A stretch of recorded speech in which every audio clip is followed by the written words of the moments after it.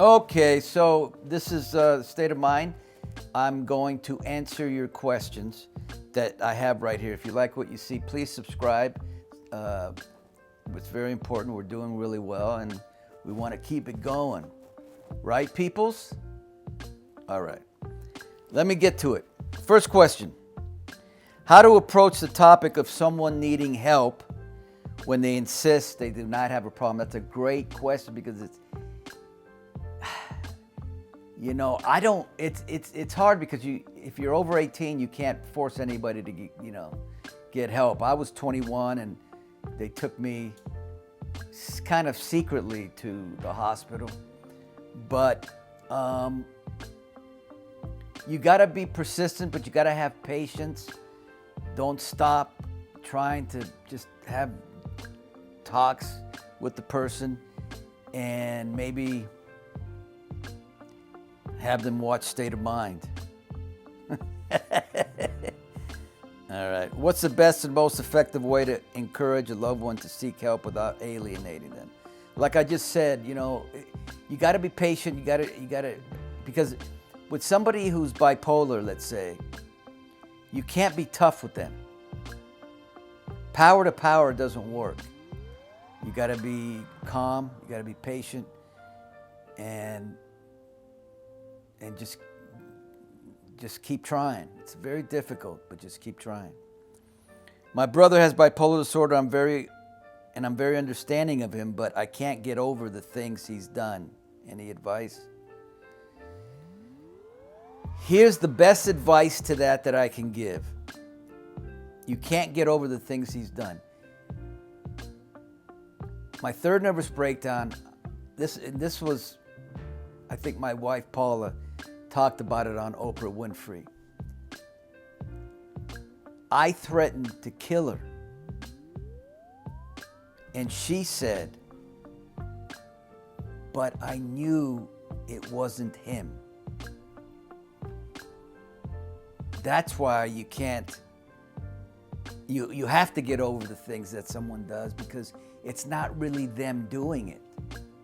It's the illness, the disease that they cannot control in that moment.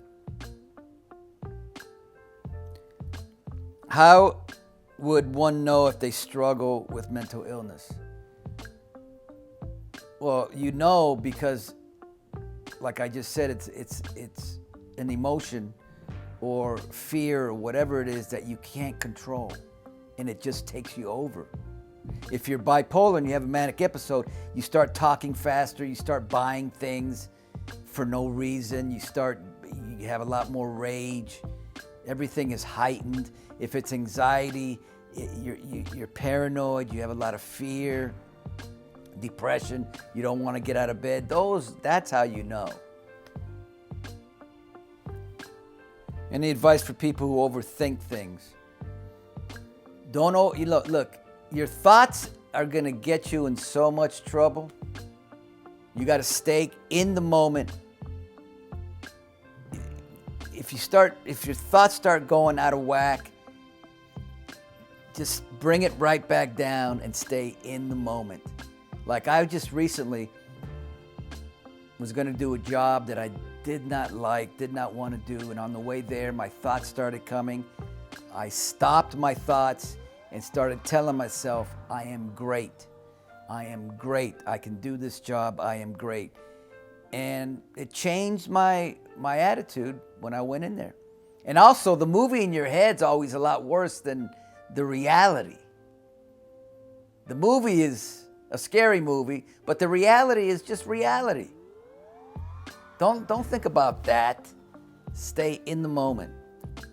What's the healthiest way to deal with anxiety? The healthiest way to deal with anxiety is meditating, yoga, working out, running, walking, whatever. And if it gets to the point where it's really bad, like it was for me, go seek professional help, please. Don't wait 4 months like I did. Get the help. Take the whatever it is you're going to take. Lexapro, I took it. Saved my life, literally. I'm not on it now. because after a while I went off it, but it did save my life. What are some of the things that I like to do that make me happy and improve me? Look, I like watching TV. I know it's terrible, but I like watching TV. I like playing with, my goats, my grandchildren, my children. Just being with my family makes me happy, working out, things like that. Meditation is important. When I was really bad last year, nothing helped. Nothing helped, but I allowed myself to get that bad. But meditation now is fantastic. I cry. It makes you feel grounded. The main thing about all this that I've learned is don't wait for it to get to a point where you have to get help.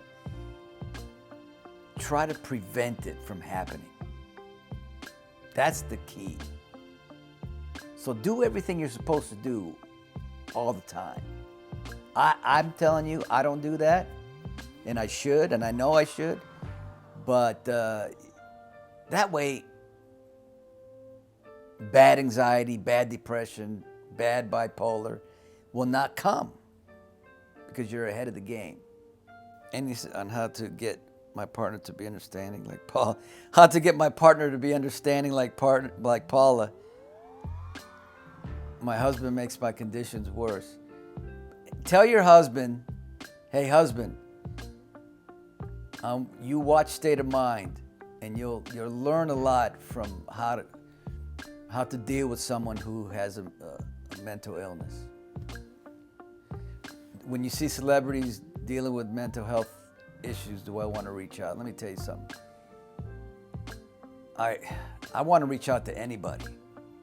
When I get comments from you guys, it hurts me when I hear stuff.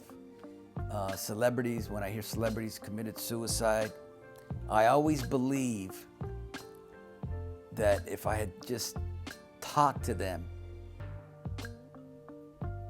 that wouldn't have happened. I mean, not that I could save someone's life, but that's how I feel every time I hear somebody, is not here anymore. How do you deal with depression, somebody who can't get out of bed and everything? Everything that you don't want to do when you're depressed, do it. You don't want to get out of bed? Get out of bed. You don't want to take a shower? Take a shower. You don't want to work out? Work out. That's how you begin the process of getting better, and also professional help. How many visits to the therapist before you know you have the right one? As many as it takes.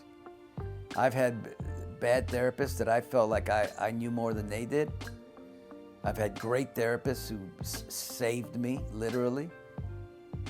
But sometimes it takes 2, 3, 4 before you find the right one. You just keep trying.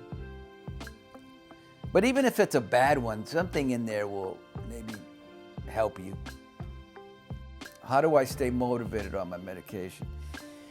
The good thing for me that I'm on lithium, and I've been on lithium now for 28 years straight, haven't had a nervous breakdown.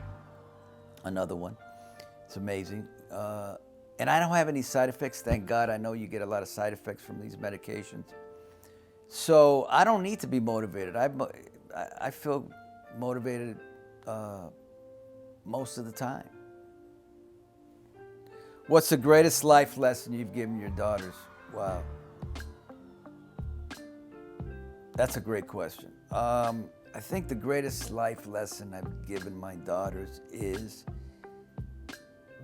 that they have a father who loves them, and they've been able to watch a father who loves his wife enormously. And maybe even a father, forget all the acting and all that, but a father who's been able to overcome mental health because they've seen it firsthand. Any advice on OCD medications? You know what? I did 2 State of Minds with Kate Gron and Ken Schreiner. You should go to their episodes on State of Mind, and you'll learn everything you need to know about OCD. They were both incredible. Who is my dream interview on State of Mind? Kanye West would be an incredible. I'd love to interview Kanye West. Demi Lovato. These are people I know that have mental illness. Who else? I don't know. When I think of somebody else, I'll tell you. How has playing Sunny positively or negatively affected your mental health? Oh, that's a great question. Let me say it again. How has playing Sunny positively or negatively affected your mental health? Look, I don't know if I've been affected playing Sunny on General Hospital. He has bipolar, I have bipolar. I've done all these stories with mental illness, with AIDS, with Alzheimer's.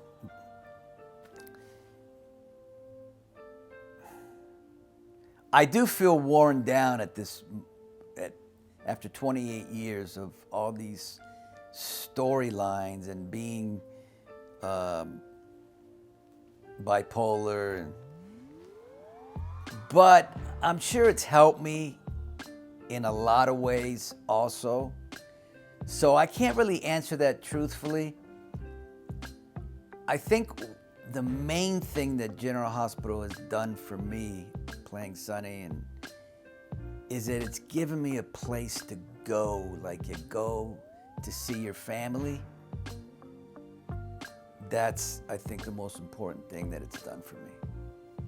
And even though sometimes you fight with your family or you don't want to go home, you got to be grateful for what you got. All right, everybody. I answered all your questions. And that's it. Bye.